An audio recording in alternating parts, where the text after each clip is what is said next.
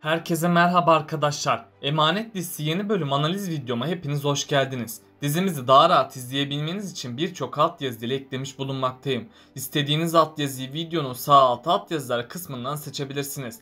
Lafı daha fazla uzatmadan dizimize geçelim. Seher'in konağı terk etmesini istiyorsanız, Yaman'ın Seher'den özür dilemesini istiyorsanız beğeni tuşuna basalım ve kaç kişi olduğumuzu senaristlere gösterelim. Seher Yaman'ı bırakacak mı? Yaman Seher'e niçin katlanıyor? Seher'i bekleyen başka tehlikeler de var mı? Bahçıvan'ın dizimizde nasıl bir rol olacak? Nedim gerçekleri Yaman'a söyleyecek mi? Kiraz Ali ile sevgili olacak mı? İşte bütün sorularınıza cevap vereceğim arkadaşlar. Hemen Emanet dizisinin yeni bölümüne geçelim. Emanet dizisinin yeni bölümünde Yaman'ın Seher'e güveni kalmayacak. Çünkü en son Nedim sahte dosyaların gerçek olduğunu Yaman'a söylemişti. Yaman da bu durumu öğrenince Seher'e patlamıştı. Ayrıca Yaman İkbal'in aldığı altınları Seher'in odasında bulmuştu. Bu durumda Yaman'ı bir kez daha öfkelendirmişti. Bunun sonucunda da Yaman'ın Seher'e olan güveni gitgide azalmıştı. Önümüzdeki bölümde Yaman Seher'i terk etmek isteyecek. Ama Yaman bunu yapamayacak. Çünkü Yaman daha sosyal hizmetlerden Yusuf'u geri almadı.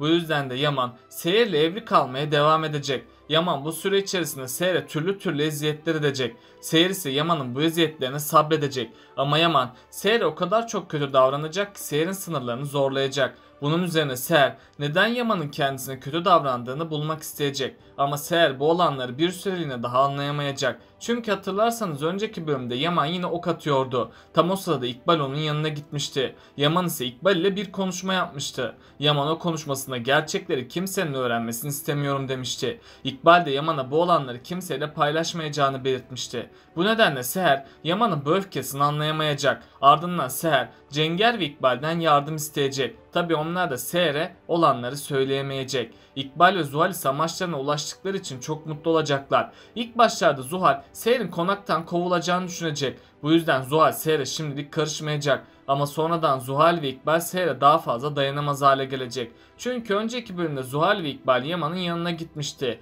İkbal ve Zuhal Yaman'a neden Seher'i konaktan kovmadığını sormuştu. Yaman ise onlara sahte kanıtlara inanmadığını söylemişti. Yani Yaman her şeye rağmen Seher'e güveniyorum demişti. Bunları duyan İkbal ve Zuhal iyice çıldıracak. Bunun üzerine İkbal bir süreliğine sessiz kalmayı tercih edecek. Çünkü İkbal Yaman'a bu konuda güvenmeyecek. Ve İkbal Seher'in hal ve hareketlerini gözlemlemeye başlayacak. Ama Zuhal bu olanlara dayanamaz hale gelecek. Çünkü Zuhal de Yaman takıntısı oluşmuştur.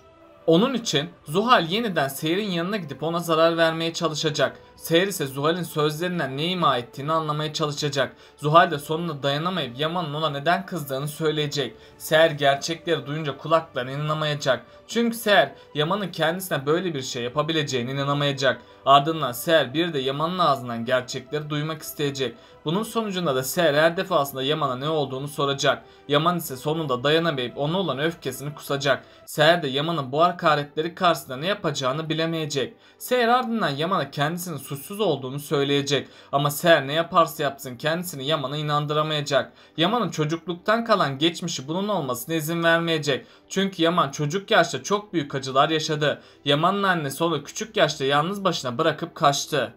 Yaman'ın babası da bu acılara dayanamayıp kendi canına kıydı. Yaman da bu olanlardan dolayı çok yıprandı. Eğer Yaman'ın annesi ona bu sözleri söylemeseydi belki de şimdi bunların hiçbiri yaşanmazdı. Çünkü Yaman'ın annesi kaçmadan önce Yaman ile bir konuşma yapmıştı. Yaman'ın annesi o konuşmasında sen de baban gibi olma sakın demişti. Yaman da tüm hayatını bu sözler üzerine inşa etmişti. Bu yüzden Yaman hiçbir kadına güvenmiyordu. Seher de Yaman'ın bu sorunu çözmeden onunla evlenerek büyük bir hata yaptı. Önümüzdeki bölümde Yaman Seher'i bir hizmetçi olarak görecek. Hatta Yaman Seher'i en ağır işlerde çalıştıracak. Yaman annesinin tüm acısını Seher'den çıkarmak isteyecek. Seher ise evliliğin bozulmaması için kendisine yapılanlara göz yumacak. İkbal ve Zuhal ise Seher'in bu durumunu gördükçe öfkeden çıldıracak. Çünkü İkbal nasıl olur da Yaman Seher'i kovmaz diye düşünecek. Ardından Seher'in konaktan gitmemesiyle yeni planlar yapmaya başlayacaklar. Ama İkbal ve Zuhal'in yaptığı bu kötü plan onların sonunu getirecek. Çünkü bu kötü plan sayesinde Yaman ve Seher yeniden bir araya gelecek.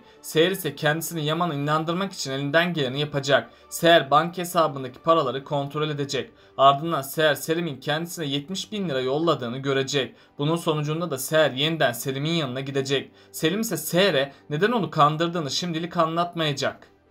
Seher sonunda kendi canına kıymaya çalışacak. Ama Seher'e hiçbir şey olmayacak. Ali ve Fırat ise kötü haberi duyunca hemen hastaneye gidecek. Ali, Seher'in halini görünce az da olsa neler olup bittiğini anlayacak. Sonradan Seher uyanacak. Nadire anne ve Fırat neler olup bittiğini soracak. Seher ise olanları bir bir herkese anlatacak. Ali, Yaman'ın seyrettiklerini duyunca çok üzülecek. Bunun üzerine Ali, Yaman hakkında bir soruşturma başlatacak. Yani Ali gerçeklerin peşine düşecek. Ali gerçeklerin peşine düştüğü için tüm gerçekler ortaya çıkmaya başlayacak.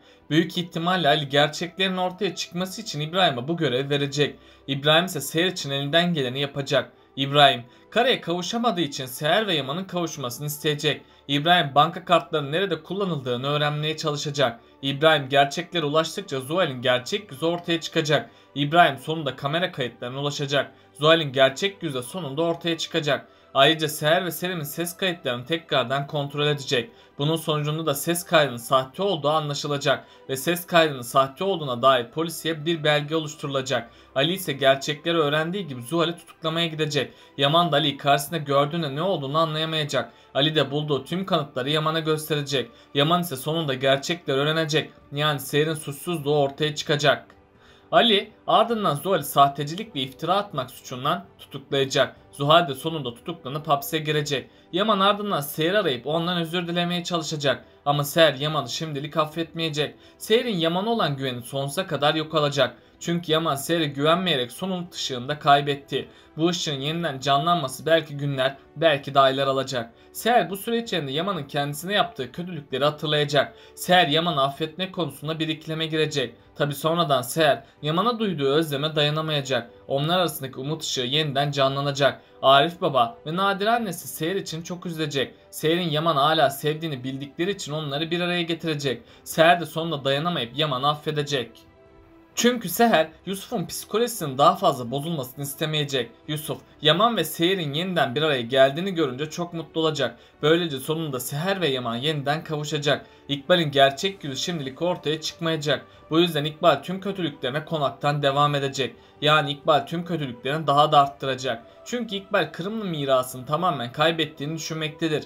Bu yüzden de bunların sorumlusu olarak Seher'i görecek. Artık İkbal Seher'e daha gizliden kötü davranacak. Bir süreliğine daha İkbal'in bu kötülüklerini kimse görmeyecek. Ama sonradan Ziya İkbal'in Seher'e yaptıklarını görecek. Ayrıca konağa yeni gelen bahçıvan İkbal'in kötülüklerini ortaya çıkaracak. Bunların hepsi üst üste gelince Ziya ve bahçıvan Yaman'a tüm gerçekleri anlatacak. Yaman'la bunlardan sonra tüm gerçeklerin peşine düşecek. Bunun sonucunda da Yaman İkbal'e hak ettiği cezayı verecek. Yaman İkbal'den şikayetçi olup onun tutuklanmasını sağlayacak. Artık İkbal'in hapiste yaşayacağı zorlu günler başlayacak. Ali yakında Kiraz aşkını itiraf edecek. Bunun üzerine Kiraz ve Ali daha çok yakınlaşacak. Çünkü ikisi de birbirini sevmektedir. Zaten artık Ali ve Kiraz arasında bir engel kalmadı. Çünkü Begüm diziden ayrıldı. Sultanala da Ali ve Kiraz aşkına engel olmayacak. Çünkü Sultanala Ali'nin mutlu olmasını istemektedir. Bu yüzden Ali ve Kiraz yakında kavuşacaklar. Artık Kiraz ve Ali için güzel günlerin başlangıcı olacak. Neslihan'a da en son iftira atılmıştı. Neslihan bu durumu Fırat sayesinde atlatacak.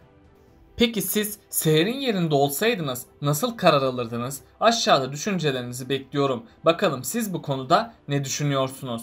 Böylelikle bu bölümün de sonuna geldik arkadaşlar. Bunun gibi videoların devamının gelmesini istiyorsanız kanalıma abone olmayı ve bu videomu beğenmeyi unutmayın. Kendinize çok iyi bakın. Hoşça kalın.